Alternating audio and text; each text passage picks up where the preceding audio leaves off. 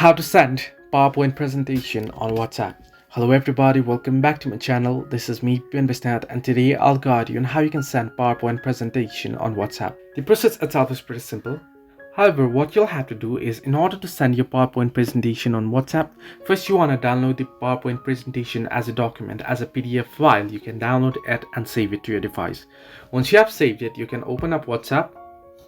Then head over to the chat that you wish to send the PowerPoint presentation to. Tap on the little pin-like icon that you'll find at the screen beside the camera icon, and then tap on the Documents option.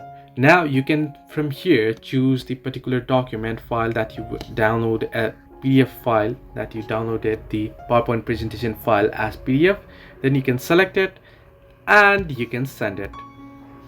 So here I'm just showing it as a demo. I haven't downloaded, or I have not got any PowerPoint presentation, but that's how you can do it.